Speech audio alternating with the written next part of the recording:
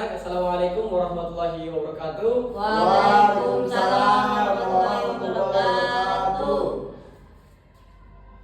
Segala puji hanya bagi Allah Subhanahu wa taala yang telah mengumpulkan kita di kelas yang berbahagia ini, serta selawat serta salam dan tak lupa kita curahkan kepada baginda Nabi Muhammad sallallahu alaihi wasallam yang diutus di muka bumi ini untuk menyempurnakan akhlak. Baik anak-anak, pada kesempatan berbahagia ini kita akan membahas tentang perkembangan Islam di masa Khulafaur Rasyidin. Saya mau tanyakan, apakah kalian ketahui tentang apa itu Khulafaur Rasyidin? Tidak ada apa, baru dipelajari. Oh iya, baik. Khulafaur Rasyidin itu ada 4. Yang pertama ada Abu Bakar As-Siddiq, Abu Bakar. Dan yang kedua yaitu Umar bin Khattab.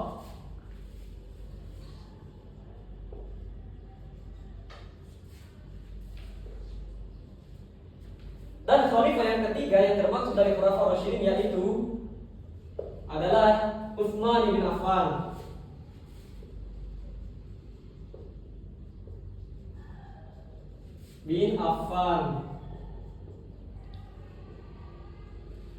Dan yang keempat yaitu adalah Ali bin Abi Thalib.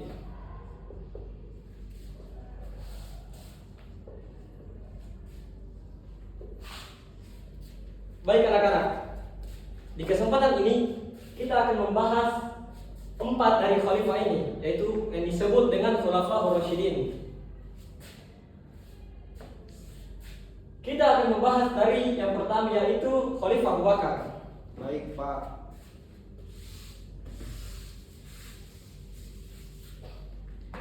Masa perkembangan Islam ketika di masa Abu Bakar yaitu yang pertama, Abu Bakar ini berperan sangat penting ketika menjaga persatuan umat Islam, yang dimana pada saat Nabi Muhammad SAW telah wafat, iman dari kaum muslimin goyah, dan Abu Bakar adalah orang yang paling sangat penting, orang yang sangat penting, yang dimana dia menyatukan umat Islam. Dan kemudian Abu Bakar ini adalah orang yang memerangi nabi palsu. Salah satunya yang terjadi di perang Yamamah, ketika kaum muslimin berhadapan dengan kaum dari nabi palsu. Tadi perangnya itu perang Yamamah.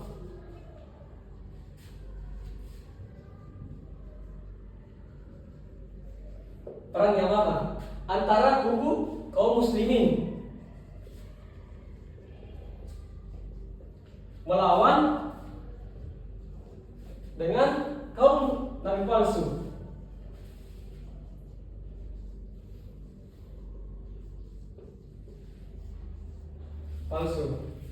Jadi pada masa Abu Bakar As-Siddiq, di mana kaum muslim berhadapan langsung dengan kaumnya nabi palsu, yaitu kaum nabi palsu itu dipimpin oleh Musailamah Al-Kadzdzab, yang di mana nama ini tidak asing bagi kita. Dan kemudian pada masa Abu Bakar As-Siddiq, Abu Bakar As-Siddiq Abu Bakar As-Siddiq ini mau mengumpulkan Al-Quran. Mengapa dia ingin mengumpulkan Al-Quran? Karena sebab dari perang ini terjadilah banyak sahabat-sahabat Nabi yang menghafal Al-Quran meninggal ketika terjadinya di perang Yamamah. Kemudian yang keempat,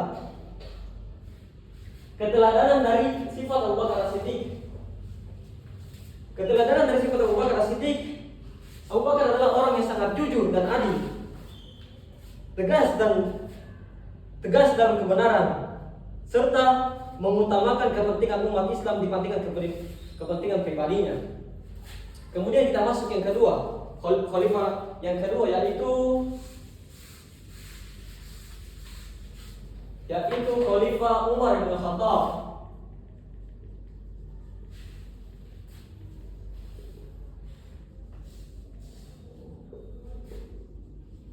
Umar bin Khattab ini salah satu khalifah yang dikenal dengan kepribadian yang pemberani, yang dimana perkembangan Islam pada masa Umar bin Khattab yaitu melakukan dengan lebih kedepankan perluasan wilayah. Pada masa Umar bin Khattab, wilayah Islam berkembang sangat pesat yang meliputi Syam, Persia ataupun Palestina. Di sini kita akan membahas tentang penataan sistem pemerintahan Umar bin Khattab. Penataan sistem pemerintahan.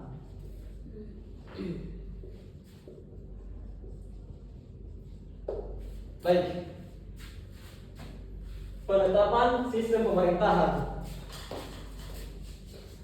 Umar bin Khattab dikenal sebagai pemimpin yang sangat ahli dalam administrasi. Yang dimana Umar bin Khattab ini adalah salah satu khalifah yang membentuk yaitu Baitul Mal.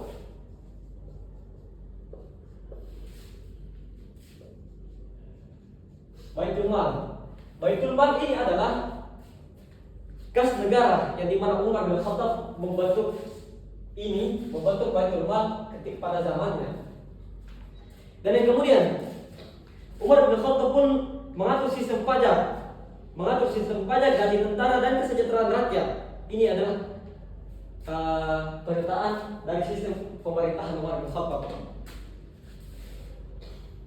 Kemudian ada yang sangat penting. Yang ketiga yaitu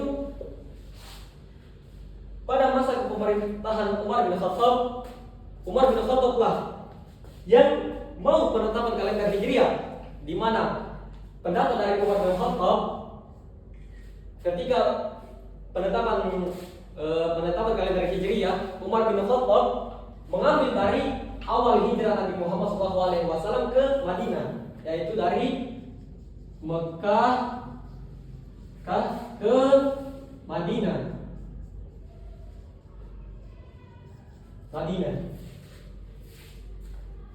Umar bin Khattab menetapkan kalender Hijriah dengan peristiwa hijrahnya Nabi SAW dari Mekah ke Madinah. Kemudian kita masuk yang khalifah ketiga, yaitu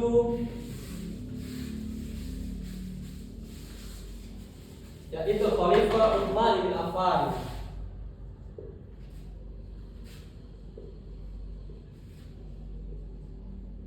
Utsman bin Affan. Baik. Perkembangan Islam di masa Khalifah Utsman bin Affan, yaitu di mana Utsman bin Affan juga mengedepankan tentang perluasan wilayah, yang di mana perluasan wilayah ini meliputi dari Afrika Utara, Armenia, dan Khorasan. Di zaman Utsman bin Affan, Al-Quran mulai dibukukan, yang dimana kita bahas pada saat masa Abu Bakar As-Siddiq kan sudah mulai dia mau merencanakan pembentukan Al-Quran, disebabkan karena banyak terjadinya penghafal Al-Quran yang wafat ketika terjadinya perang melawan Nabi palsu. Di zaman Utsman ini, Utsman bin Affan ingin membukukan mushaf Al-Quran, dan ini adalah jasa terbesar dari Utsman bin Affan, yang dimana dia telah menyatukan bacaan Al-Quran, menyusun mushaf di masa ini, dan mengirim mushaf ke berbagai penduduk negeri, yang dimana agar kaum muslimin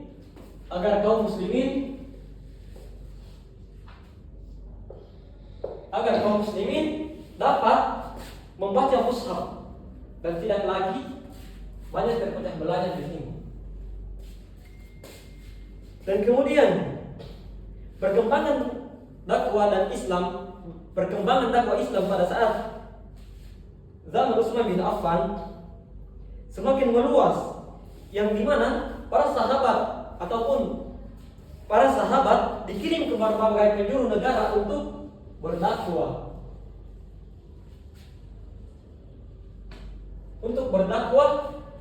Tujuan dari dakwah mereka ini adalah untuk menyebarkan Islam.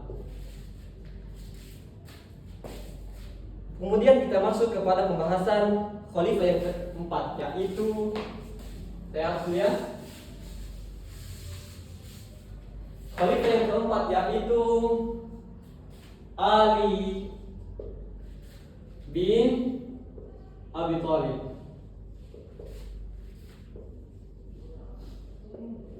Ali bin Abi Thalib.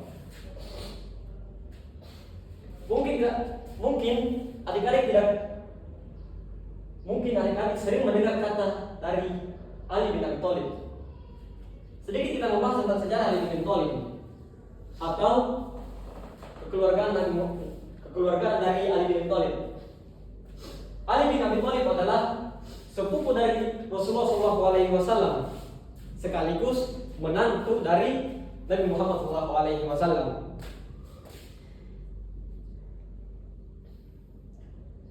Perkembangan Islam pada masa Ali bin Abi Thalib yaitu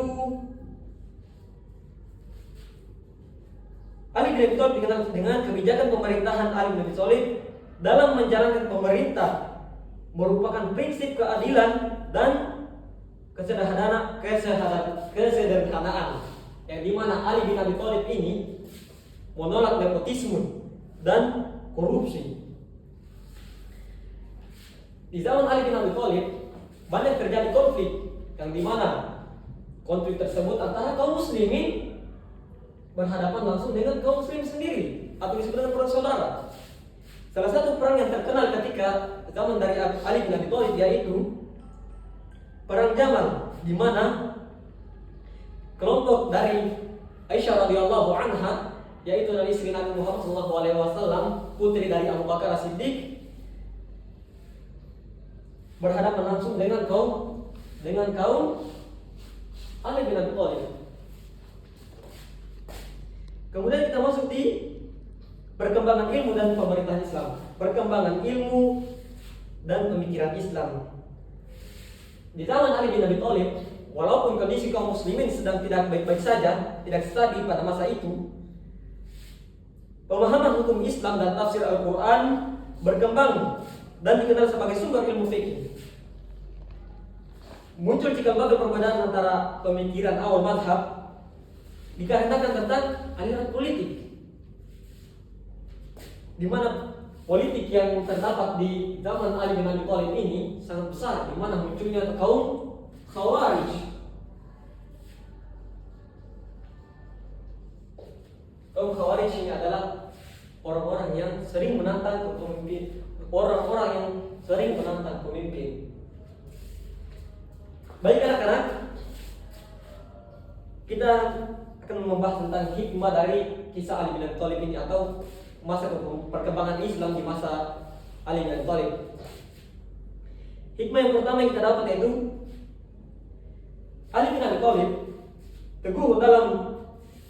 teguh dalam menegaskan kebenaran, mengutamakan keadilan meski berat, bersikap kesederhanaan dan jujur, serta mengedepankan musyawarah.